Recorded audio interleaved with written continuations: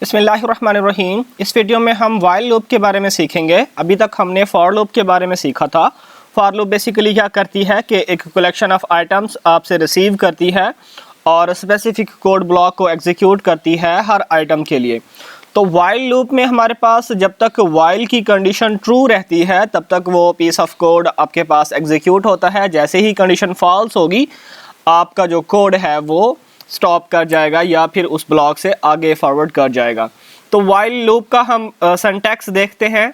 मैं एक variable declare कर लेता हूँ। फॉर एग्जांपल मेरे पास वेरिएबल है नंबर इज इक्वल टू 1 और जैसे फॉर लूप में फॉर का कीवर्ड था तो वाइल लूप में वाइल का कीवर्ड होगा while number is greater than less than और इक्वल टू 5। तो जब तक नंबर जो है वो 5 या 5 से लेस देन होगा तब तक ये कंडीशन ट्रू रहेगी। तो कंडीशन ट्रू होगी तो क्या होगा, हम प्रिंट कर लेते हैं नंबर को और साथ में हम क्या करते हैं, अब देखें कि नंबर हमेशा, अब ये 1 जो है वो 5 से लेस देन रहेगा तो ये जो लूप है वो कंटिन्यू रहेगी। तो इसको टर्मिनेट करने के लिए ताकि 5 तक ही ये लूप चले तो हम यहाँ पे एक इंक्रीमेंट करते हैं, number is equal to number plus 1 के नंबर की जो वैल्यू है ऑलरेडी उसमें +1 हो जाएगा। इस तरह से भी आप लिख सकते हो या फिर मैं इसको कमेंट कर रहा हूँ या फिर आप इस तरह से भी लिखते हो नंबर प्लस इक्वल टू 1, ठीक है। या फिर आप इस तरह से भी लिखते हो नंबर प्लस प्लस। तो जो मर्जी करें आप लिखें। तो अभी देखें कि मैं अगर इसको रन करूं प्रोग्राम को तो मेरे पास 1 2 3 4 और 5 पे जाके पहले जो नंबर था वो 1 था, 1 लेस देन इक्वल टू 5 तो नंबर प्रिंट हो गया, ठीक है। इसके बाद क्या हुआ, नंबर की वैल्यू इंक्रीमेंट हुई 1 से तो नंबर हो गया 2 लेस देन 5, सिमिलरली 2 प्रिंट हुआ। फिर 3 4 और 5 लेस देन और इक्वल टू, ठीक है। लेस देन तो नहीं है 5 से लेकिन इक्वल है 5 के, तो 5 इज इक्वल टू 5, प्रिंट 5 हुआ और नंबर क्या हो गया 6। तो 6 लेस देन और इक्वल टू 5 कंडीशन हो गई फॉल्स, तो आप यहाँ पे आ गए। तो यहाँ पे अगर आप प्रिंट करें नंबर की वैल्यू जो है, मैं यहाँ पे फॉर्मेट स्ट्रिंग कर लेता हूँ मैं कहता हूँ जी last value of number is, और वैल्यू क्या है जी, ये नंबर की जो वैल्यू है वो है, ठीक है। लास्ट वैल्यू अब डेफिनेटली बात है 6 होगी और ये लूप के बाहर एग्जीक्यूट होगा। तो last value of number is 6 क्योंकि 6 पे ही कंडीशन आपकी फॉल्स हुई है।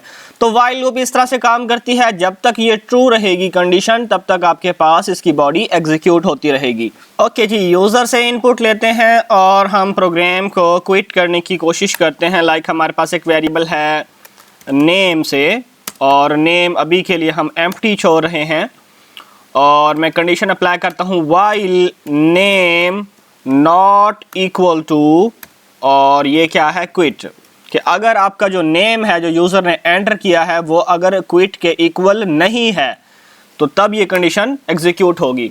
तो हम क्या करेंगे, name is equal to, user से इनपुट लेंगे और उसको कहेंगे सिंगल कोट्स में या डबल कोट्स में आप लिख सकते हो, स्ट्रिंग है ये, एंटर योर नेम और enter quit for exit the loop, ठीक है। और प्रिंट हम कर देंगे फॉर्मेट स्ट्रिंग में हेलो, और उसके बाद आप क्या करोगे, जो भी यूज़र ने नेम एंटर किया है। ओके जी, अब होगा क्या कि अब देखें नेम जो है अभी के लिए एम्प्टी है तो हम कंडीशन लगा रहे हैं name not equal to quit. तो कंडीशन डेफिनेटली बात है जो एम्प्टी है वो इक्वल नहीं है क्विट के, तो आपका प्रोग्राम यहाँ पे आ जाएगा। कंपाइलर क्या करेगा, आपको मैसेज शो कराएगा एंटर यूर नेम और enter quit for exit the loop. तो या तो आप नेम एंटर करोगे कोई या फिर आप क्विट एंटर करोगे। तो जो भी आप एंटर करोगे वो एक बार प्रिंट होगा, अगली बार लूप में क्या होगा, अगर कोई नेम हुआ, फॉर एग्जांपल आपने अली एंटर किया है तो Ali is not equal to quit, condition होगी ट्रू, ये भी दोबारा से आपसे पूछा जाएगा। और जब आप क्विट एंटर करोगे तो क्या होगा, quit is not equal to quit, condition आपकी हो जाएगी फॉल्स। फिर आपका प्रोग्राम जो है वो यहाँ पे मूव कर जाएगा। ठीक है, यहाँ पे मैं प्रिंट करता हूँ थैंक्स। ठीक है, तो मैं इसको एग्जीक्यूट करता हूँ तो देखें यहाँ पे मैसेज आया है। यहाँ पे मैं सेमी कॉलन लगा लेता हूँ। तो ये पूछ रहा है कि एंटर योर नेम और एंटर क्विट फॉर एग्जिट। मैं नेम एंटर करता हूँ तारिक, तो अब क्या होगा, तारिक हेलो तारिक प्रिंट हो जाएगा और दोबारा से मुझसे नाम पूछा जाएगा। देखो हेलो तारिक प्रिंट हो गया और Tariq is not equal to quit है, तो कंडीशन ट्रू हो गई, दोबारा से नाम पूछा गया है मुझसे। अब मैं फॉर एग्जांपल क्विट एंटर करता हूं तो क्या होगा, हेलो क्विट प्रिंट होगा और आपके पास ये देखो हेलो क्विट प्रिंट हुआ और क्या हुआ कि क्विट जो है, quit is not equal to quit, तो quit is not equal to quit, इसका मतलब यह है कि कंडीशन फॉल्स हुई। कंडीशन फॉल्स हुई तो ये जो वाइल की बॉडी है, ये जो ब्लॉक है, ये एग्जीक्यूट नहीं होगा और डेफिनेटली बात है आप यहाँ पे मूव कर जाओगे और थैंक्स आपके पास प्रिंट हुआ है। तो जब तक आप क्विट एंटर नहीं करोगे तब तक ये प्रोग्राम जो है वो चलता रहेगा। ठीक है, देखिए मैं कोई भी नाम यहाँ पे एंटर करूँ तो ये जब तक मैं क्विट, और क्विट कौन से वाला, ये एग्जैक्ट सेम क्विट इस तरह वाला एंटर ना करूँ, अगर मैं क्यू यहाँ पे कैपिटल में कर दूँ तो ये तब भी क्विट नहीं होगा, क्योंकि क्विट जो है ये इसके इक्वल नहीं है। सिंपल वाला क्विट आप लिखोगे तभी ये यहाँ पे एग्जिट होगा। वाइल लूप मोस्टली हम प्रोजेक्ट्स में यूज़ करते हैं, लाइक आप गेम्स में इसको यूज़ कर सकते हो कि आपका प्लेयर जो है वो रनिंग कर रहा है और वो कब तक रनिंग करेगा, जब तक आप क्विट का बटन प्रेस नहीं करते या कोई और कंडीशन आप अप्लाई करते हो कि फॉर एग्जांपल इसके स्कोर इतने नहीं हो जाते 1000 स्कोर्स पे, ये क्या कर जाएगा, क्विट कर जाएगा, स्टॉप कर जाएगा। तो इस तरह की कंडीशन आप अप्लाई करते हो वाइल लूप के थ्रू। सिमिलरली वाइल लूप में आप फ्लैग्स भी यूज़ कर सकते हो। फ्लैग्स बेसिकली, फ्लैग एक वेरिएबल होता है जो कि प्रोग्राम को सिग्नल सेंड करता है कि एक स्पेसिफिक कंडीशन ट्रू होगी या फॉल्स होगी तो आपने प्रोग्राम एग्जीक्यूट करना है या नहीं करना, कंपाइलर को ये बताता है। तो हम एक फ्लैग डिक्लेयर कर देते हैं। मैं एक बूलियन वैल्यू लेता हूँ, active is equal to true. ठीक है, अब ये जो बूलियन वेरिएबल है उसकी वैल्यू या तो ट्रू होती है या फिर फॉल्स होती है आपके पास। वाइल एक्टिव, ठीक है, अब वाइल क्या है, वाइल एक्टिव, एक्टिव क्या है, ट्रू है, तो ये कंडीशन आपके पास ट्रू रहेगी जब तक इसको आप एक्टिव को आप फॉल्स नहीं कर देते। तो होगा क्या, यहाँ पे आप कहते हो मैसेज जो है जी, यूज़र से आप मैसेज लेते हो इनपुट में और मैं उसको कहता हूँ एंटर एनी मैसेज। ठीक है, और मैसेज करने के बाद हम कहते हैं if message is equal to, अगर मैसेज है क्विट के तो क्या होगा, एक्टिव जो होगा वो इज इक्वल टू फॉल्स हो जाएगा।